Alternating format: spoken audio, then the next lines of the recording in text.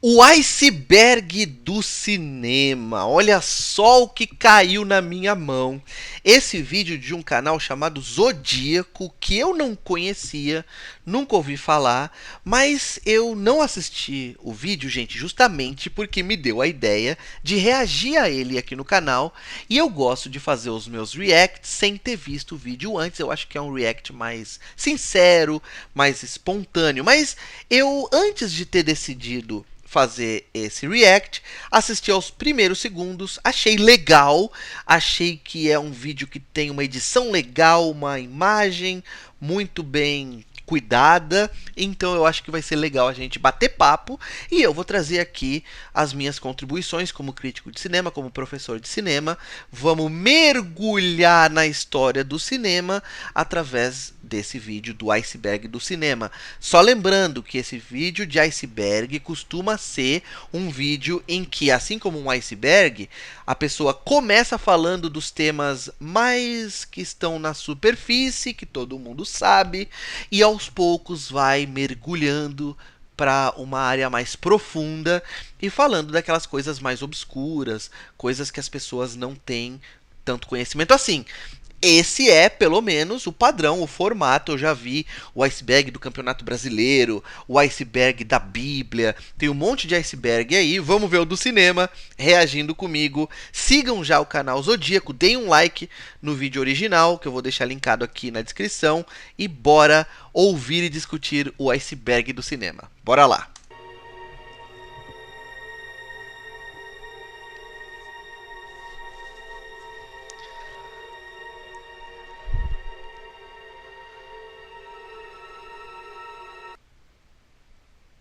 Opa!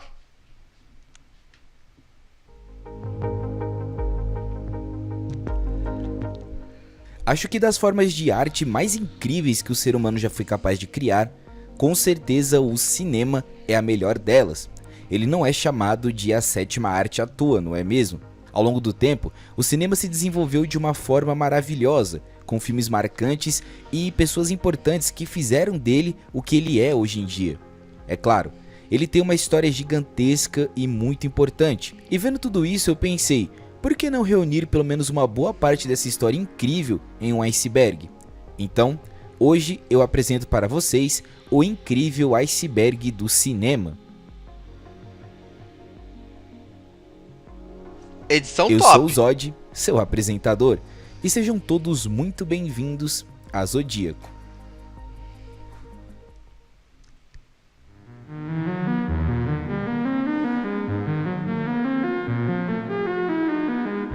Atmosférico, né? Achei legal.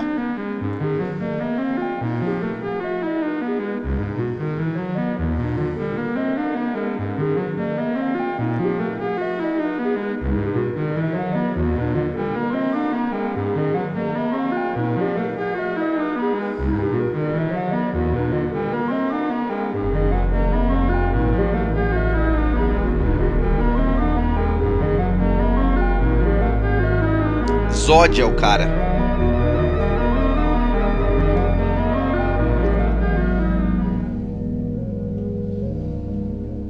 Ah, Zod de Zodíaco. Pô, João.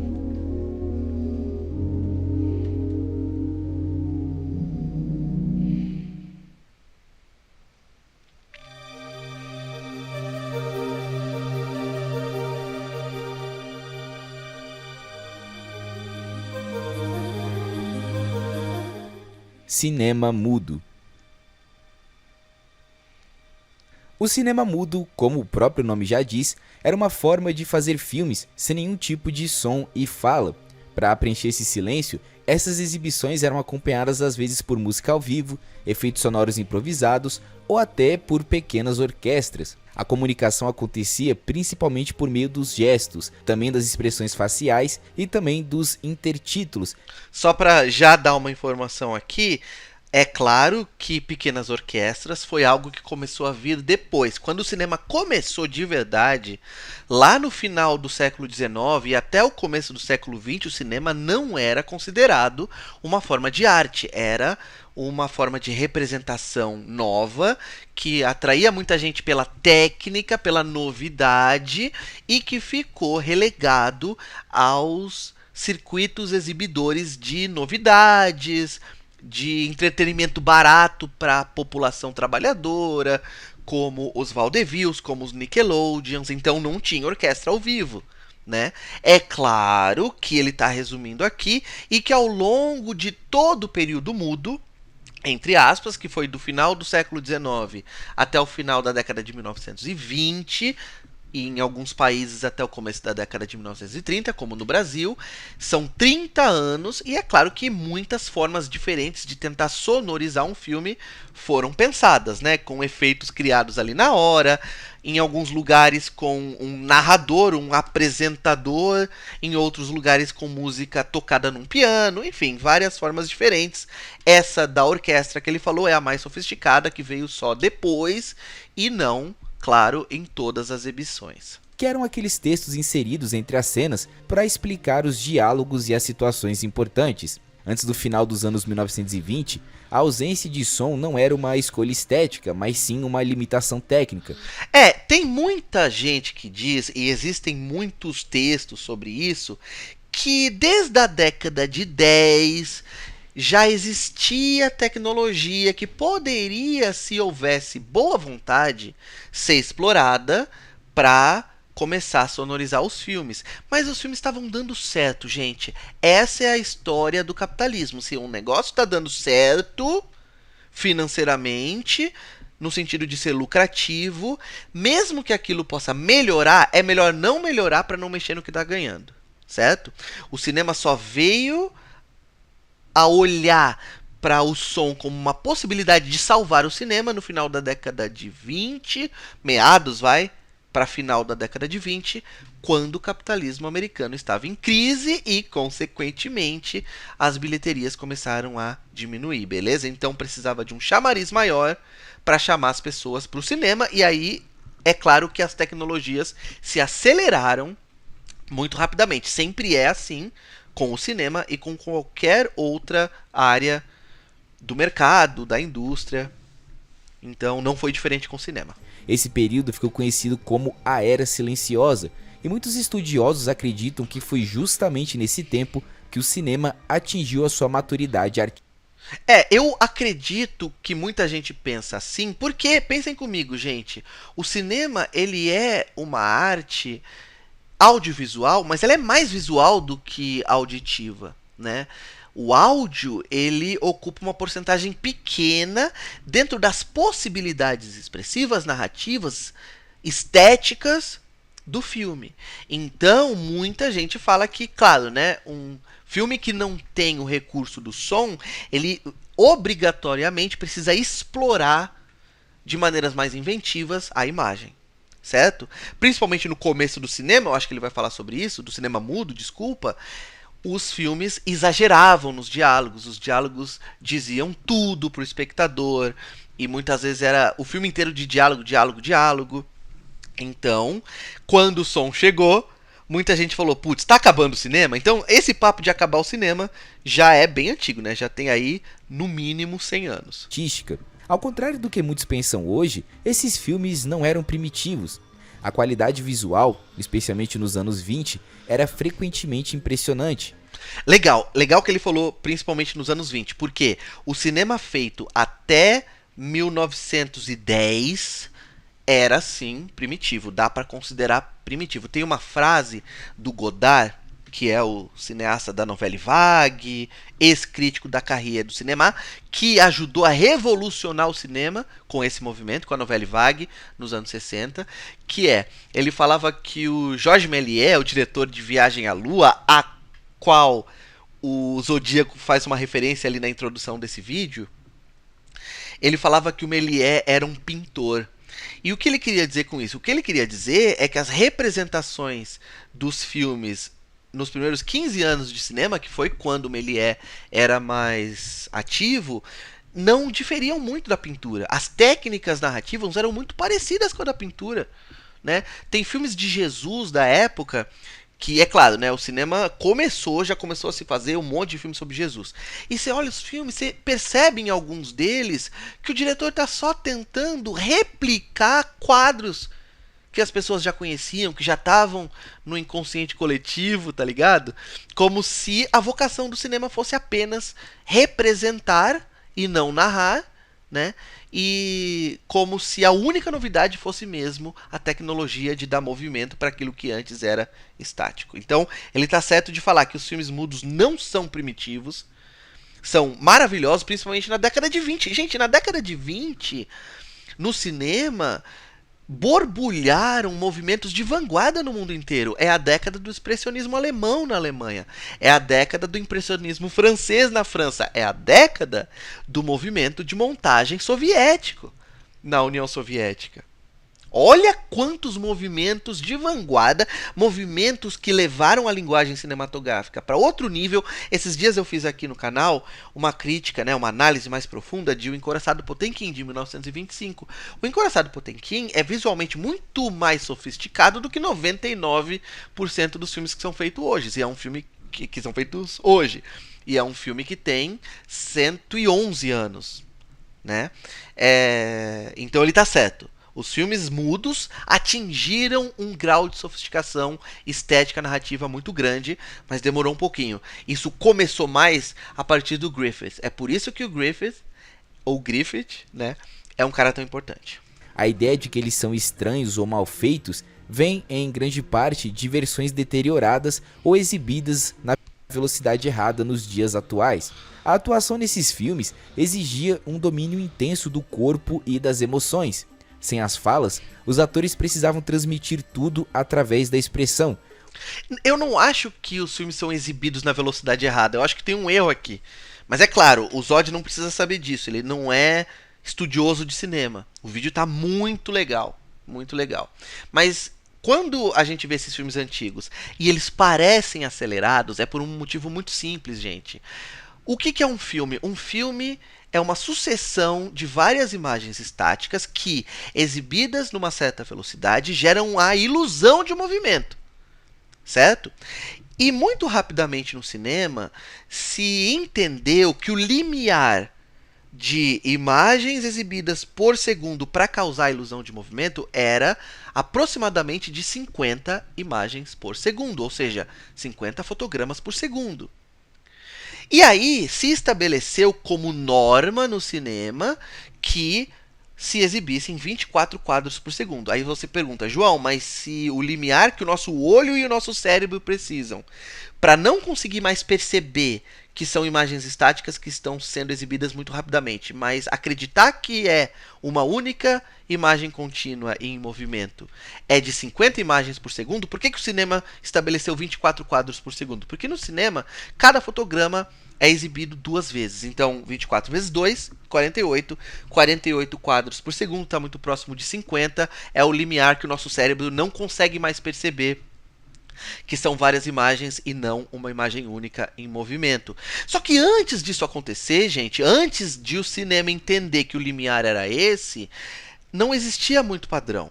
Nesse cinema mais primitivo, né, que eu estou falando, até a década de 10, por exemplo, e até um pouquinho invadindo a década de 20, muitos filmes eram exibidos com ou um frame rate, né, uma taxa de frames, de fotogramas por segundo, menor do que o desejado, sei lá, 16 quadros por segundo. Aí beleza, duplica, fica 32 por segundo. Isso está longe de 50. Então, o efeito que isso dá é, em primeiro lugar, de flickering, né? Que é, flickering em inglês, é oscilação da luz. Então, é um efeito de você olhar e parece que a luz está oscilando. E também dá uma sensação de aceleração na imagem.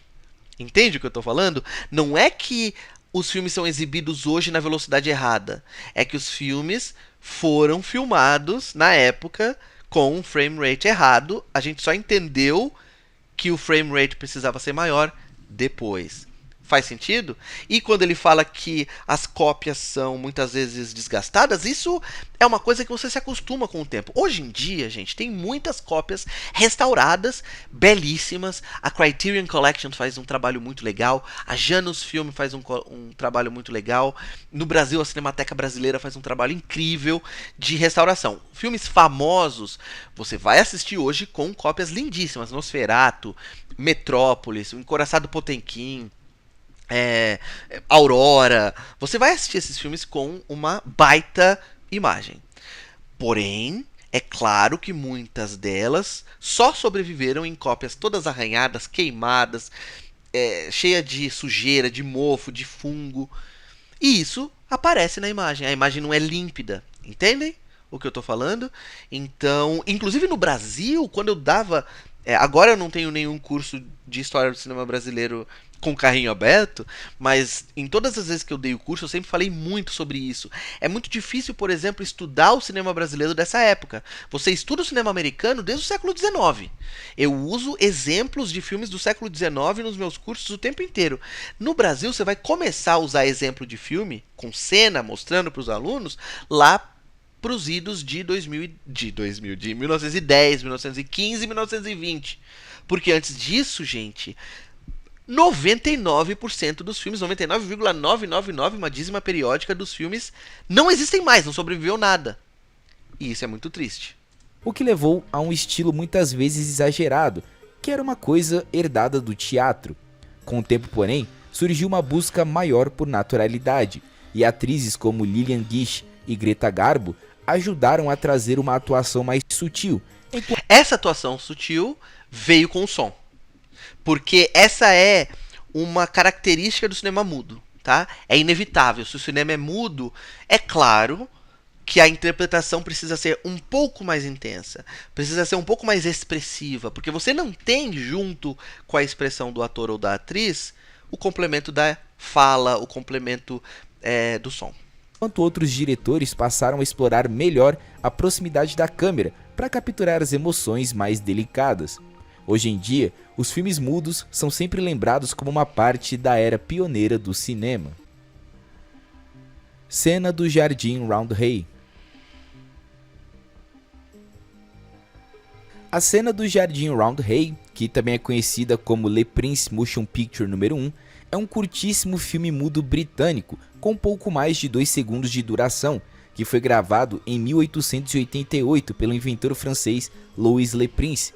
Ele é considerado um dos registros cinematográficos mais antigos ainda existentes. A cena mostra membros da família do próprio Le Prince caminhando e interagindo de forma simples em um jardim, criando um momento cotidiano que, na época, já representava algo revolucionário.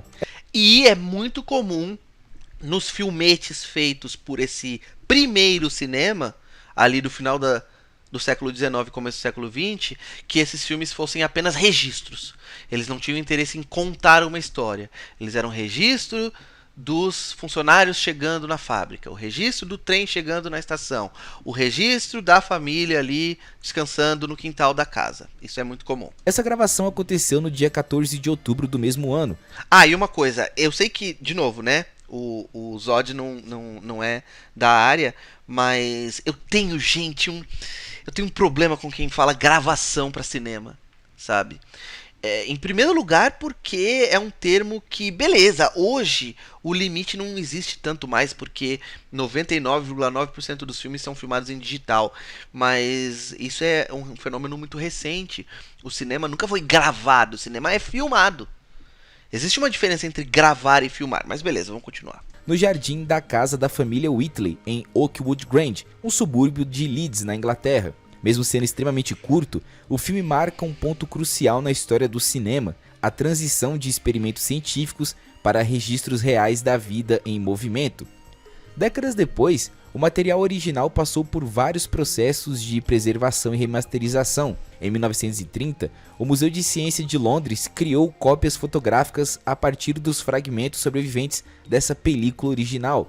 Já as versões mais modernas foram restauradas digitalmente, ajustando a velocidade dos quadros para os padrões atuais, o que meio que altera levemente a duração percebida desse filme. Mesmo assim, Esse filme é considerado um dos primeiros registros mais importantes e que deram origem ao cinema. Os Irmãos Lumière. Os Irmãos Lumière, sendo mais preciso Auguste e Louis Lumière, foram dois inventores franceses fundamentais para o nascimento do cinema. Eles nasceram na década de 1860 e começaram as suas carreiras ligados à fotografia, mas ficaram mundialmente conhecidos por desenvolver o cinematographe, um aparelho revolucionário capaz de filmar, revelar e projetar imagens em movimento. O cinematógrafo, né? Em português a gente fala cinematógrafo. O cinema, ao contrário do que muita gente pensa, ele não é resultado de um anseio artístico, mas de um século inteiro, que foi o século XIX, o século das invenções, de busca tecnológica, de busca de vários magnatas, de vários inventores, por criar uma geringonça que conseguisse reproduzir e exibir imagens que gerassem a ilusão de movimento. Certo? O cinema, ele vem de um interesse comercial desde o início. Então não adianta, né? Eu não gosto daquele papo que muita gente tem de falar, ai, porque o cinema não pode ser comercial. O cinema sempre foi comercial. O cinema nasceu de um impulso comercial, de um impulso de invenção, numa época propícia para isso. Tem geringonças criadas antes do século XIX. A Lanterna Mágica é talvez do século XVII.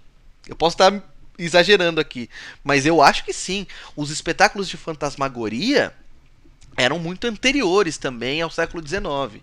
Mas no século XIX o negócio começou a acelerar, como muita coisa no desenvolvimento tecnológico da humanidade começou a acelerar. E no final do século XIX, gente, tinham dois inventores, na verdade três. Uma dupla, sobre a qual ele está falando aqui, os irmãos Lumière na França, e um outro concorrente, o Thomas Edison, nos Estados Unidos, que chegaram aos protótipos mais próximos de serem financeiramente viáveis. Os irmãos Lumière inventaram o cinematógrafo. O Thomas Edison inventou um equipamento chamado kinetoscópio, que às vezes em português as pessoas também traduzem como cinetoscópio, trocando o K pelo C. E por que o cinematógrafo dos irmãos Lumière foi o que deu certo comercialmente? Porque os dois foram lançados, os dois equipamentos, o kinetoscópio e o cinematógrafo, os dois tinham exibições em feiras, os dois tinham patente. Mas por que o cinematógrafo deu certo? Por dois motivos. O primeiro motivo, e menor dos dois, é que ele conseguia filmar e exibir. Então, esse cinematógrafo que vocês estão vendo aí era usado tanto para filmar quanto para exibir o filme depois. Mas o principal motivo não é esse. O principal motivo é que enquanto o cinematógrafo era um equipamento de captura e depois de projeção em tela grande na parede, uma imagem aumentada que podia comercializar uma única exibição para muitas pessoas ao mesmo tempo, o kinetoscópio do Thomas Edison era tipo um observatóriozinho individual que a pessoa olhava por uma lente e assistia ao filme sozinha. Então é muito mais financeiramente viável você exibir filmes para muita gente ao mesmo tempo do que você ficar exibindo filme a filme, pessoa por pessoa, né? Então, rapidamente ali no final do século XIX, o kinetoscópio morreu. E o cinematógrafo se tornou o equipamento modelo para que vários outros começassem a ser desenvolvidos, lançados. E é por isso que cinematógrafo gera o nome cinema. Entre 1895 e 1905, eles produziram diversos curtas-metragens e se tornaram alguns dos primeiros cineastas da história. Não dá pra chamar de cineasta, cara. Não dá pra chamar de cineasta, porque o cinema ainda não tinha desenvolvido a sua própria linguagem. Eu falei um pouquinho sobre isso anteriormente. O que eles estavam fazendo ali, principalmente os irmãos Lumière, era registrar eventos. Sabe? Aí depois vai vir o Georges Méliès e vai começar a fazer coisinhas assim, truque, né? Uma mágica, filma uma trucagem, mas também ainda não dá pra chamar o Méliès de cineasta. Dá um pouquinho. Mas os irmãos Lumière, o Thomas Edison, não dá pra chamar de cineasta não. Ainda eram inventores. Eles eram magnatas da indústria do entretenimento. Era isso. O grande marco veio em 1895, quando eles realizaram uma exibição privada em Paris para membros da indústria, apresentando um de seus filmes. Meses depois, em 28 de dezembro, organizaram a primeira exibição pública paga da história do cinema, em um café parisiense. Nessa ocasião, eles mostraram uma sequência de curtas simples, retratando cenas do cotidiano, como trabalhadores saindo de uma fábrica e momentos familiares. Esse evento é tradicionalmente considerado o nascimento oficial do cinema. É claro que é só uma convenção, tá, gente? Convencionou-se chamar aquele dia que teve aquela primeira exibição de vários filmetes dos irmãos Lumière no Café Paris, em 1895, como o início do cinema. É uma convenção, mas é uma convenção muito aceita. Quando a gente estuda cinema brasileiro, é mais difícil datar o início do cinema brasileiro. Mas o início do cinema, eu acho que ninguém, eu não conheço nenhum estudioso do cinema, ou teórico, seja quem for, que contesta essa data. Como um espetáculo. Curiosamente, os irmãos Lumière não acreditavam que o cinema teria um futuro duradouro. Para eles, aquilo era apenas uma novidade passageira. Por isso, eles abandonaram a produção de filmes por volta de 1905 e voltaram seu foco para outras áreas, especialmente a fotografia colorida. Nesse campo, eles também foram pioneiros, desenvolvendo o processo autochrome, que se tornaria um dos primeiros métodos práticos de fotografia em cores. Apesar de sua breve atuação no cinema, o impacto dos Lumière foi definitivo. Eles transformaram uma série de experimentos científicos em uma experiência coletiva e acessível ao público. Enquanto outros criavam imagens em movimento como curiosidade técnica, os Lumière mostraram que aquilo poderia se tornar uma nova forma de arte e de entretenimento. Eu discordo aqui. Eles não pensavam naqueles filmetes que eles registraram das cenas do cotidiano como arte. Ainda não tinha esse pensamento. Viagem à Lua. Le Voyage dans la Lune, ou Viagem à Lua, lançado em 1902, é um dos filmes mais importantes da história do cinema. Ele foi dirigido pelo Georges Méliès, que é um dos grandes pioneiros dessa área. O longa foi inspirado nas obras do Júlio Verne e do H.G. Wells, misturando fantasia, ciência e humor em uma narrativa completamente inovadora para a época. Ele não só se tornou extremamente popular, como também é considerado o primeiro filme de ficção científica já feito, além de introduzir pela primeira vez a ideia de seres alienígenas no cinema. A história começa com um grupo de astrônomos que decide viajar até a Lua, liderados por um professor excêntrico. Eles constroem uma cápsula em forma de bala e a lançam ao espaço através de um gigantesco canhão. Charlie Chaplin. Sir Charles Spencer Chaplin, que é obviamente conhecido mundialmente como Charlie Chaplin, foi um dos maiores nomes da história do cinema. Ele nasceu em Londres em 1889 e se tornou um símbolo da era do cinema mudo, eternizado pelo seu personagem mais famoso, o Vagabundo, ou como é conhecido aqui no Brasil, o Carlitos, que era um homem simples, de chapéu coco, bengala e bigode, que misturava o humor, a sensibilidade e a crítica social como ninguém.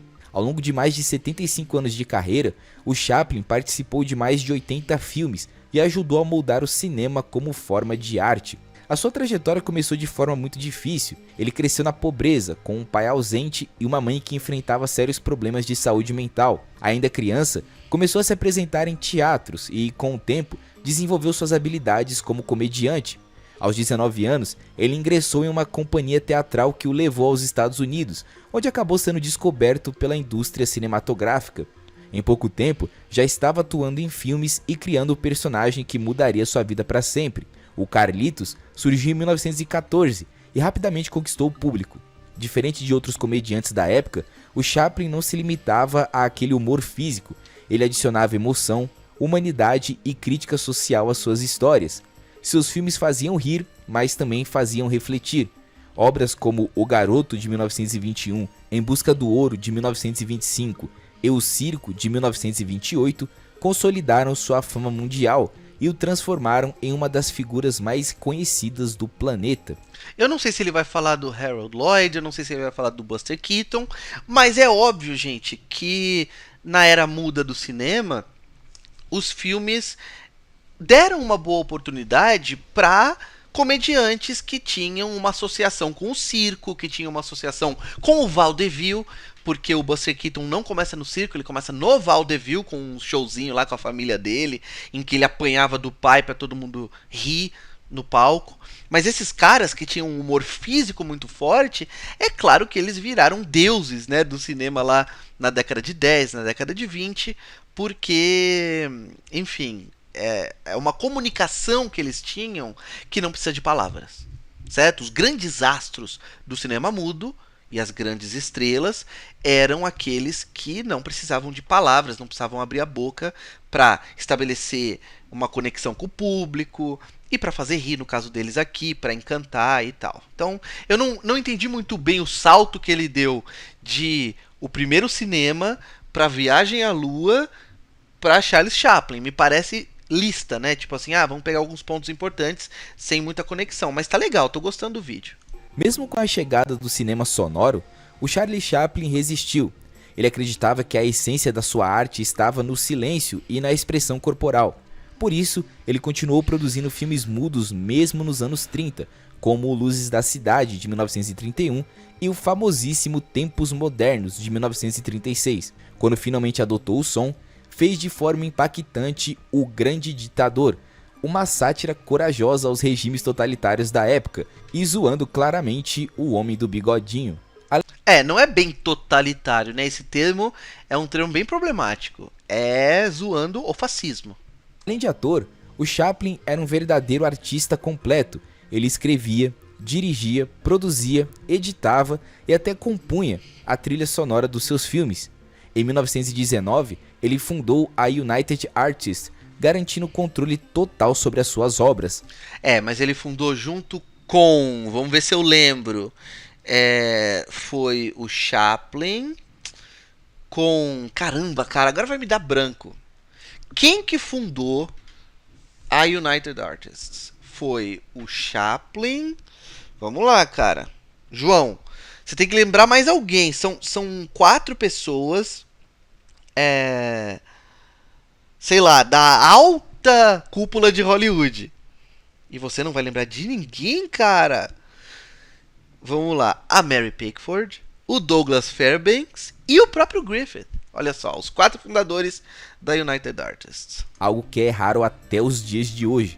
Seu perfeccionismo era conhecido e ele podia passar anos desenvolvendo um único filme para alcançar o resultado ideal. Mesmo envolvido em controvérsias ao longo da vida, ele deixou um legado gigantesco. Foi um dos artistas mais influentes do século XX e ajudou a transformar o cinema em algo muito maior do que entretenimento. Controvérsias que ele está dizendo aqui, que ele não quer entrar no assunto, esperto ele, envolvendo menores de idade. Walt Disney. Calma, a gente terminou o período mudo? Ou ele vai falar dos curtas? Eu não entendi, porque ele não vai pra Branca de Neve já, né? Vamos ver. Walt Disney, que obviamente dispensa apresentações, foi um dos maiores nomes da história do entretenimento, responsável por revolucionar a animação e transformar a indústria cultural no século XX. Ele se destacou, claro, como produtor, diretor, roteirista e empreendedor, criando personagens e universos que se tornaram parte da cultura global. O Walt Disney demonstrou desde cedo o interesse por desenho e narrativa. O seu grande marco veio com a criação do Mickey Mouse, é óbvio, o personagem que se tornaria o símbolo da empresa e um dos ícones mais reconhecidos do mundo até os dias de hoje. Ao longo dos anos, ele também ajudou a popularizar outros personagens clássicos, como o Pato Donald. Em 1937, ele lançou A Branca de Neve, o primeiro longa-metragem de animação totalmente colorido e com som sincronizado, que foi um enorme sucesso e redefiniu o potencial da animação no cinema. A partir daí, o Disney ampliou a sua atuação, produzindo diversos filmes, curtas e documentários que consolidaram seu estúdio como referência mundial. Eu só não entendi. Esse capítulo, essa camada do iceberg, não era a Era Muda? Já acabou a Era Muda?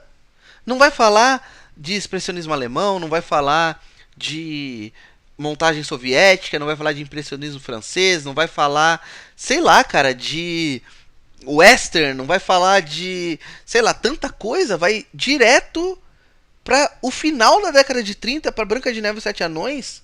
Além do cinema, ele inovou muito ao criar as experiências imersivas com os parques temáticos, como a Disneyland e o Walt Disney World Resort, estabelecendo um novo padrão de entretenimento ao vivo e expandindo a sua marca para além das telas. Ao longo da sua carreira, ele acumulou 22 Oscars. É isso mesmo, 22 Oscars, tornando-se a pessoa mais premiada da história da academia, além de diversos outros reconhecimentos. Ele faleceu em 1966, deixando um legado duradouro que continua vivo através das criações e do crescimento contínuo da Disney, que é um dos maiores monopólios de entretenimento atualmente. Oscar. Bom, ele deu uma voltada no tempo agora, né? Porque ele foi lá em 37, vai voltar para 27, né? Porque o Oscar começa ainda durante o período do cinema mudo, ali no finalzinho, né? O Oscar começa bem na virada. Tanto que no começo tem categorias com filmes mudos e filmes falados, tem categorias que vão separar as coisas, né? Categoria de, sei lá, melhor trilha sonora filme mudo, melhor trilha sonora de filme falado. É bem na virada, ali em 27. Acho que é 27, né? Ou 20, acho que é 27 que começa o Oscar ou 29? Acho que é 29. Mas ele voltou um pouco no tempo. O Oscar, oficialmente conhecido como The Academy Awards, é a mais prestigiada premiação do cinema mundial, como todo mundo já deve saber. Ele foi criado em 1927 em Los Angeles pela Academia de Artes e Ciências Cinematográficas. Esse evento reconhece anualmente os maiores destaques da indústria do cinema. Mesmo sendo criado em 1927, a primeira cerimônia aconteceu em 16 de maio de 1929, no Hotel Roosevelt, em Hollywood, Premiando os filmes de 27. durante um jantar privado com cerca de 270 convidados. Naquela noite, apenas 15 estatuetas foram entregues e os vencedores já eram conhecidos com antecedência, o que mudou poucos anos depois com a introdução do famoso envelope lacrado. A expansão do Oscar acompanhou o crescimento da própria indústria do entretenimento. A cerimônia começou a ser televisionada em 1953, ganhou transmissão em cores em 66 e a partir de 69 passou a alcançar audiências internacionais, o que ajudou a criar tempos depois outros prêmios famosos como o Emmy Awards, o Grammy e também o Tony Awards, que é o prêmio para teatros.